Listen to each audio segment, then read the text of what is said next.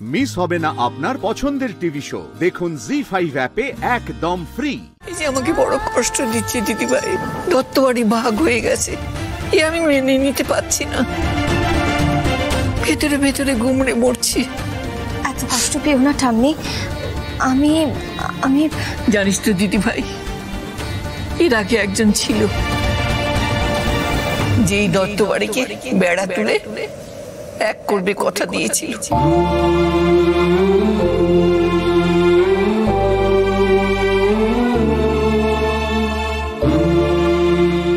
এই বেড়া তো আমি তুলবই।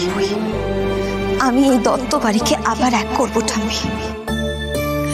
অনেকটা পথ সে এগিয়েও গিয়েছিল। তারপর সে কোথায় গেল? আমাদের দুর্ভাগ্য, আমরা তাকে হারিয়ে ফেলেছি।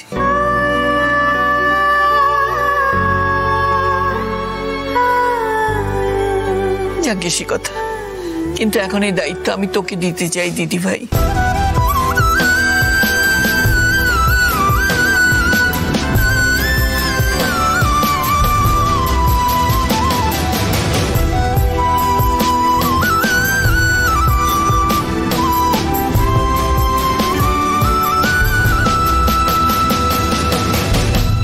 আমি তোমার কথা বুঝতে পারছি ঠাম্মি, কিন্তু আমি তোমাদেরকে মন থেকে নিজের মানলেও আমি তো বাইরের লোক। আমি কি করে দায়িত্ব নেব বলো তো? তাছাড়া আমার কথায় বাড়ির লোক শুনবেই বা কেন? শুনবে শুনবে, তুই বললে ওরা ঠিক শুনবে, না শুনে ওদের উপায় নেই।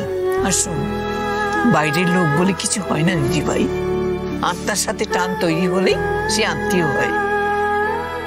শুধু বাইরের লোক হলে তুই এত বড় ঝুঁকি নিয়ে পুটিকে ফিরিয়ে নিয়ে আসতিস না। আসতিস বল? তুমি দেখো পর্ণা, এইভাবেই আত্মিক টানে আমরা তোমায় আবার দত্তবাড়ির সেই আলোকপর্ণা দত্ত করে তুলব। দিদি ভাই, আমার তো চুল পেকে গেছে, অনেক কিছুই দেখলাম জীবনে। আমি মানুষ চোখে দেখতে পাচ্ছি সামনে আরো খারাপ দিন আসছে দত্তবাড়িতে। ভেতরে ভেতরে ক্ষয় ধরেছে এ বাড়িতে। এ বাড়িকে একসাথে বাঁধতে না পারলে বাড়ির সবাই এধার ওধার নানা কিছু করে বেড়াবে। এ বাড়ি ভেঙে যাবে দিদি ভাই। আমি চাই এ বাড়ির সবাই এক হয়ে যাক, এই উঠোন এক হয়ে যাক, উঠে যাক বেড়া। আমি হয়তো তখন থাকবো না, আমার হয়তো দেখে যাওয়া হবে না, কিন্তু তুই এ বাড়িকে বেঁধে দিয়ে যাস। ঠাম্মি, তুমি যদি এমন করে কথা বলো না, তাহলে কোনো আবদার কেন? আমি তোমার কোনো কথাই শুনবো না। তুমি যে আমার উপর এত বড় একটা দায়িত্ব দিলে ঠাম্মি, আমি তোমার সেই আবদার পূর্ণ করতে পারলাম কি না সেটা দেখার জন্য তোমার থাকতে হবে না। কিন্তু এই কাজ আমি একা করতে পারবো না তোমার সাহায্য না পেলে।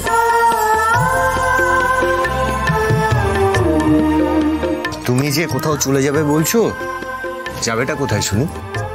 তোমাকে কোথাও যেতে দিলে তো তুমি যাবে বুড়ি।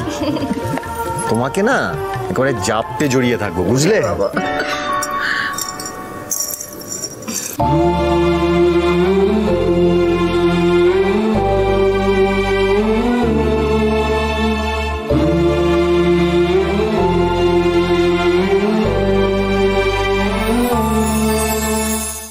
জি5 ডাউনলোড করুন আর সব এপিসোড দেখুন একদম ফ্রি।